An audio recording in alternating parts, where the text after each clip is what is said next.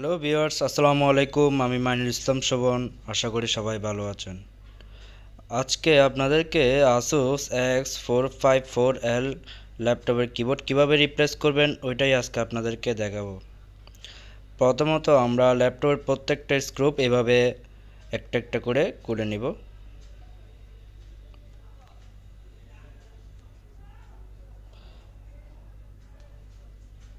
প্রত্যেকটা স্ক্রু খোলা শেষে এখন আমরা কিবোর্ডের এই কভারটি যেকোনো একটা ওপেনার দিয়ে এভাবে খুলে নিব। দেন আমরা কিবোর্ডের কানেকশনটা ডিসকানেক্ট করে নিলাম।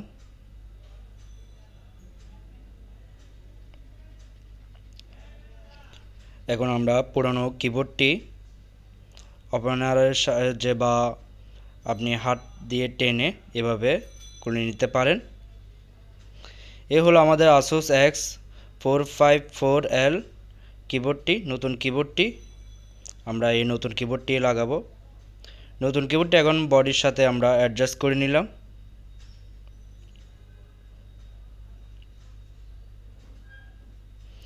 এখন আমরা গরম আয়রন দিয়ে চারপাশ দিয়ে এভাবে লাগিয়ে নিব।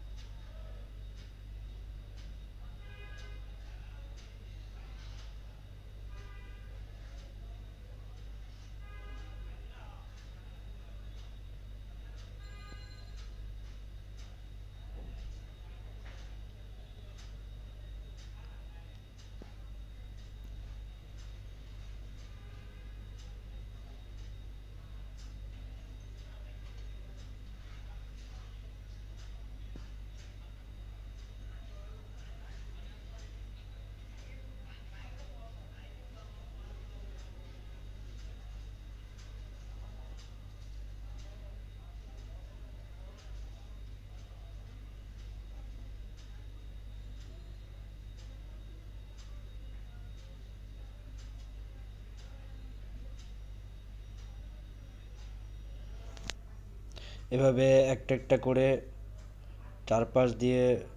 চারপাশে এইভাবে দড়ি নিতে হবে, লাগিয়ে নিব।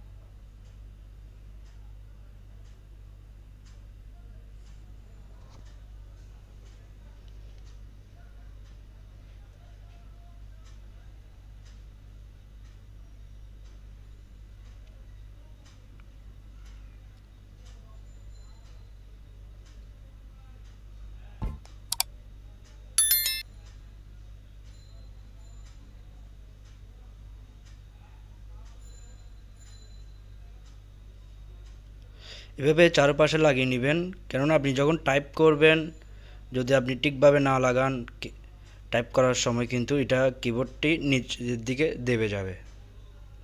সেজন্য চারপাশে এইভাবে ঠিকভাবে লাগিয়ে নেবেন।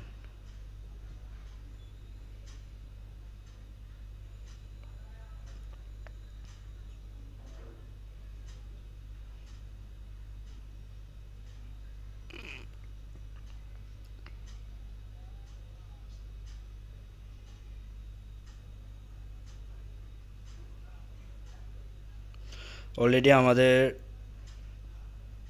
লাগানোর শেষের পথে।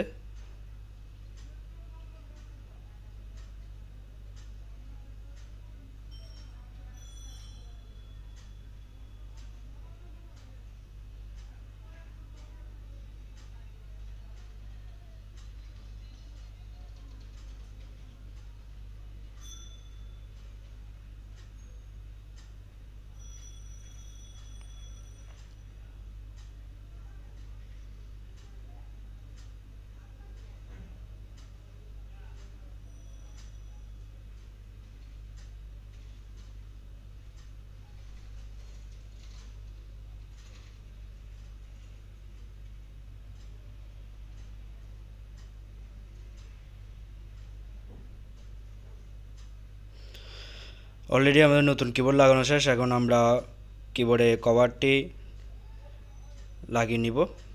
আমরা কিবোর্ডের কানেকশনটা দিয়ে মাউস রিবন কানেকশনটা দিয়ে ল্যাপটপ টোটাল অ্যাসেম্বল করে নিব। ভিডিওটি ভালো লাগলে একটা লাইক দিবেন। আপনি যদি আমাদের চ্যানেলে নতুন হয়ে থাকেন অ্যান্ড এরকম আরও টেকনোলজি ভিডিও পেতে অবশ্যই আমাদের চ্যানেলটি সাবস্ক্রাইব করে রাখবেন। পাশে থাকা বেল আইকনটি অবশ্যই অন করে রাখবেন।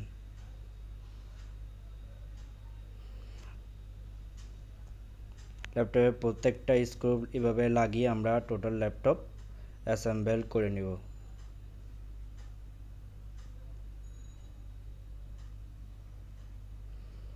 এখন আমরা ল্যাপটপে পাওয়ার দিয়ে ল্যাপটপটি চেক করে নিব।